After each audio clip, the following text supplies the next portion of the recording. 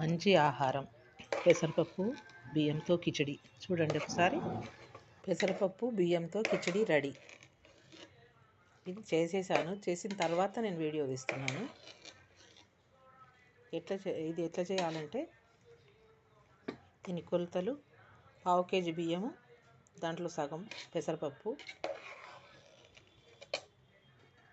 ఇంతింతవి ఒక 5 పచ్చిమిరపకాయలు, ఇంతది ఒక ఉల్లిగడ్డ పొట్టు తీసి మంచిగా కడిగి సన్నగా తరుక్కోవాలి. ఈ మిరపకాయలేమో పొడుగు గట్లనే కాటు పెట్టుకోవాలి. నేనైతే కాటు పెట్టేసుకున్నాను. మీరు సన్నగా చుంచేసుకుంటే చుంచుకోవచ్చు, మీ ఇష్టము. కొంచెం కరివేపాకు, 2 చెంచాల జీలకర్ర, నెయ్యి, అల్లం వెల్లిపాయ ముద్ద, పసుపు. ఇవన్నీ ఎలా చేయాలంటే, ఫస్ట్ నెయ్యి వేసుకోవాలి. నెయ్యిలో జీలకర్ర వేసుకోవాలి. జీలకర్ర వేగిన తర్వాత ఉల్లిగడ్డలు వేసుకోవాలి. అవి వేగిన తర్వాత పచ్చిమిరపకాయలు, తర్వాత అల్లం వెల్లిపాయ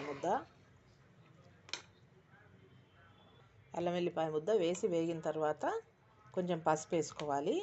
ఆ తర్వాత కరివేపాకు, కొంచెం ఇంగువ, ఇవన్నీ మంచిగా కడగాలంలో కలిపి మంచిగా కలిపేసిన తర్వాత మనం ఏవైతే ఫస్ట్ ఒక 15 మినిట్స్ అవుతుండొచ్చు ఇవన్నీ చేసుకునే ముందే ఫస్ట్ బియ్యము పెసరపప్పు నానబెట్టి పెట్టుకోవాలి. ఇవి అయ్యే లోపల అవి నానిపోతాయి.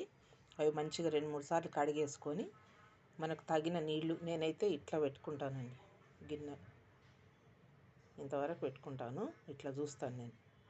అంతవరకు పోసుకొని కొంచెం ఉప్పు వేసి, తగినంత ఉప్పు వేసుకొని మంచిగా కలిపి మీద నుంచి మళ్ళీ కొంచెం నూనె కానీ నెయ్యి కానీ వేసుకొని మూత పెట్టేయడమే. ఒక 4 విజిల్స్ రావాలి.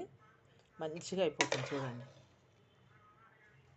ఇదంతా అయిన తర్వాత, స్టీమ్ పోయిన తర్వాత మూత తీసి కొంచెం మిరియాల పొడి వేసుకొని కలిపేసుకోవాలి. ఇది చాలా టేస్ట్ ఉంటుంది. మంచి కడుపులో కూడా మనకు హాయిగా హెవీగా ఉంటుంది. మంచిది కూడా, హెల్త్కి కూడా మంచిది. ఇది హెల్తీ ఫుడ్ ఇది.